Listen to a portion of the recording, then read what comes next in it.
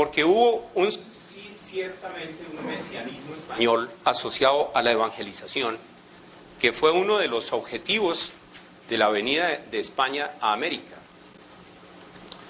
La cosmovisión española de los tiempos de las provincias de Indias, porque aquí yo no he querido poner de los tiempos de la colonia española, porque no fue colonia, sino fue provincias españolas de ultramar, y las llamaban provincias de Indias, que fue una cosmovisión medieval, a ver si conocí, medieval europea, cristiana, con matices árabes, por supuesto, y unificadora de los fines del Estado y la religión.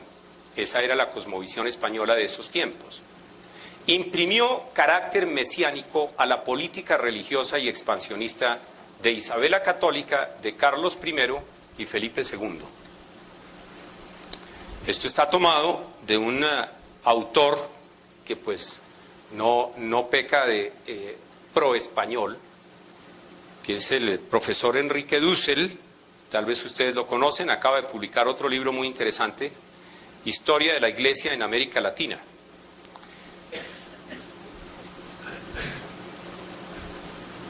Aunque el expansionismo español también tenía motivaciones económicas, políticas y jurídicas, su verdadera razón de Estado, esto es muy importante, era predicar el cristianismo en sus dominios.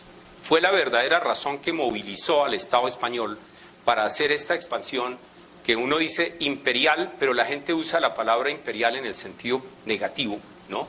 Como si fuera de aplastamiento de otras gentes. La evangelización era el propósito espiritual de la conquista, y por ello en las capitulaciones, miremos aquí qué dice en la Historia Universal de la Edad Antigua y Media el padre Granados: capitulaciones o contrato escrito en capítulos. La gente cree que la palabra capitulación es como una especie de renunciación, ¿no? No. Eran unos documentos, unos contratos escritos en capítulos, y por eso se les llamaba capitulaciones. El nombre procede desde Carlomagno, cuyas resoluciones escritas en capítulos se llamaron capitulares. La evangelización era el propósito espiritual de la conquista, y por ello en las capitulaciones, estas capitulaciones de las que se habla aquí son las capitulaciones de la reina Isabela Colón, junto a los propósitos terrenales estaban presentes como fines espirituales de los descubrimientos, la predicación del Evangelio y la conversión de los nativos bajo la autoridad, doctrina y cánones de la Iglesia. Mucha gente dice: ¿y por qué la Iglesia tenía que meterse en este asunto? En primer lugar, porque la reina Isabel era católica, y entonces pues obviamente ella espiritualmente se sometía a la autoridad de la Iglesia, por un lado. Pero por otro lado, porque la autoridad suprema en Europa en aquellos tiempos era la Iglesia católica. No porque la Iglesia hubiese buscado imponerse, sino porque la Iglesia fue el primer Estado del mundo actual, del mundo que conocemos. Ustedes recuerden lo que ocurrió con Constantino el Grande.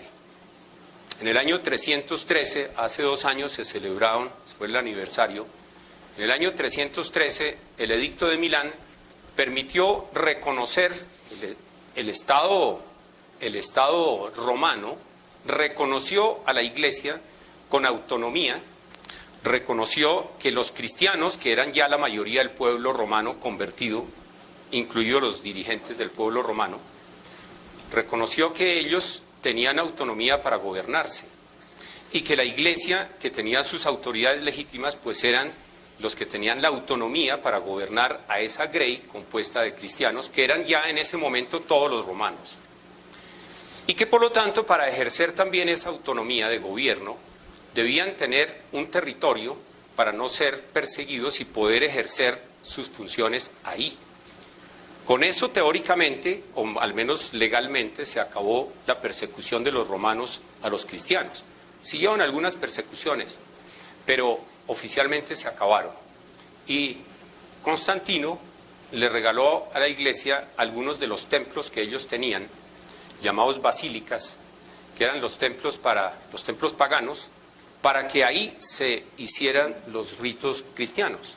Se cristianizó el imperio, pero con esa ganancia de autonomía para darse sus propias leyes, ¿no?, de soberanía, la Iglesia se convirtió automáticamente en un Estado reconocido por otro Estado que fue el Estado romano. Hoy en día, uno de los criterios para que un Estado surja es que sea reconocido por otro Estado. De ahí que cuando uno dice Colombia debe reconocer al Estado palestino, automáticamente mucha gente dice, en el orden del derecho internacional, no, eso es un problema porque si nosotros lo reconocemos, ellos adquieren el estatus de Estado y hay mucha gente que podría pensar que mejor no. Si los Estados Unidos reconocen a un Estado como fue el caso de Panamá, Panamá quedó convertido en un Estado. En ese momento, Roma reconoció a la Iglesia con ese carácter de soberanía y entonces automáticamente adquirió la soberanía estatal. Por eso la Santa Sede es un Estado. La Santa Sede es la Iglesia Católica, desde ese momento. Pero ocurrió que poquito tiempo después se cayó el Imperio Romano. Las invasiones bárbaras acabaron con el imperio y quedó un único Estado que era la Iglesia. De ahí en adelante todos los demás estados que surgieron pidieron a ese Estado sobreviviente que los reconociera como estados. Así que la Iglesia reconoció a los otros estados que empezaron a surgir. Y por eso todos esos estados, de una manera, digamos, desde el punto de vista del derecho internacional y diplomático, reconocían a la Iglesia como el Estado número uno, cosa que todavía existe. El Estado número uno en el orden internacional actual sigue siendo la Santa Sede. En los Estados Unidos tal vez ustedes hayan visto alguna vez la posesión del presidente, o han ido allá o lo han visto por televisión. Y asiste el cuerpo diplomático. Y el decano del cuerpo diplomático es el del Estado más antiguo del mundo, que esté ahí representado. El nuncio apostólico, que es el embajador ante este país, ante los Estados Unidos, el embajador de la Santa Sede, pues ocupa el puesto del decano del cuerpo diplomático. Así que él es el que representa al cuerpo diplomático y el que lleva la palabra. Y recuerdo a Obama, en la última vez que se posesionó, bajar a saludar al cuerpo diplomático y saludó al decano del cuerpo diplomático, que era el nuncio. Entonces mucha gente decía, ¿y por qué Obama tiene que saludar a este cura? ¿El qué tiene que ver en el asunto? Pues porque es que es el embajador del Estado número uno del mundo. Y eso a mucha gente le da mucha rabia. Pues yo no tengo la culpa, ahí les estoy contando algo de lo que yo no tengo la culpa. Ahora, mucha gente que no ha venido a esta conversación no sabe esto y creen que el Estado, que la Iglesia es un Estado porque Mussolini, que era el canciller de Alemania, de Italia, hizo juntamente con el canciller de la Santa Sede un convenio, un tratado internacional, por el cual reconocían un territorio que fue el territorio del Vaticano. Bueno, entonces el Estado Vaticano surgió como consecuencia de este tratado, pero entonces la Iglesia tiene doble carácter de jefe de Estado, por un lado como Santa Sede, pero por otro lado porque el Estado Vaticano también es un Estado. El jefe de Estado de la Iglesia Católica, de la Santa Sede, pues es el Papa, desde esos tiempos, aquellos de hace 1700 años. Pero también es jefe de Estado del Vaticano, o sea que el Papa es doblemente jefe de Estado, cosa que prácticamente no ocurre con ningún otro jefe de Estado. Y hace unos años, en unas polémicas jurídicas que hubo en los Estados Unidos, un juez dijo, hay que llamar al Papa a declarar aquí ante este juzgado. Pero él no había venido a esta charla, y entonces él dijo, llamen al Papa, yo pido que venga el Papa aquí a declarar. Le dijeron, no, no se puede, porque es que él es jefe de Estado. Tiene un fuero como jefe de Estado. Dijo, no, pues declaremos que no es jefe de Estado. Supongamos que sí, se cae el sistema internacional tal como existe, porque todos los estados se fundan en el número uno, que es la Santa Sede. Entonces, pues la reina Isabel sí sabía esto, y por lo tanto ella sabía que el Papa tenía una autoridad suprema en Europa, y a él le hacían caso. Y por eso apelaban a él en la resolución de los conflictos limítrofes, en la resolución de los conflictos territoriales, le pedían al Papa que les concediera, por ejemplo, la conquista de las Canarias, y que evangelizaban. Allá había el convenio de nosotros conquistamos, pero evangelizamos. Y lo mismo hicieron con los países americanos. Ello hizo del descubrimiento, conquista y asentamiento en los nuevos territorios una verdadera cruzada. La gente cree que cruzada es como algo de salir a matar gente. No, cruzada es llevar la cruz.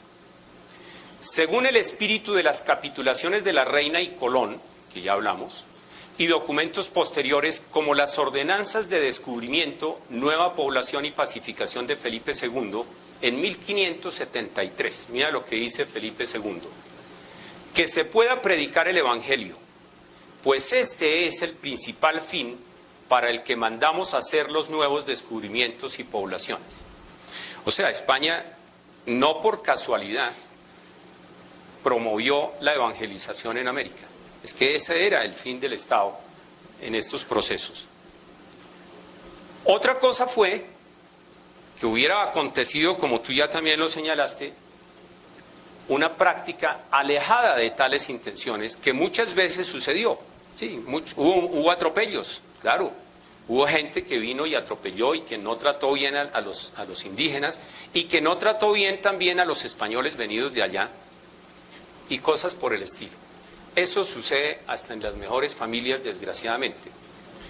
Pero a esas buenas intenciones, los obispos, misioneros, etcétera, trataron de aproximar la práctica con su propia praxis, enmiendas y oportunas denuncias. O sea que ahí también la leyenda negra se cae. Pero hay otros elementos que quedaron en América, no solamente la religión y con ella toda la ética que vivimos, el hecho de que tengamos una ética cristiana, todos aquí, y que sea la ética que rige en todo el mundo, entre otras porque las Naciones Unidas, ya que mencionaste hace un rato las Naciones Unidas, tienen una carta que, para disgusto de muchos cuando lo descubren, es una carta cristiana. La Carta de las Naciones Unidas fue encomendada a unos filósofos católicos para que la redactaran. Tomistas, para más rabia, que fueron Etienne Gilson y Jacques Maritain, y redactaron la Carta de las Naciones Unidas con base en el Evangelio. Y la gente que no ha venido no sabe eso, creen que esa carta fue redactada con base en los principios de la Revolución Francesa, que efectivamente son los principios del Evangelio, pero que la revolución quería laicizar. Pero son los mismos: fraternidad, libertad, igualdad.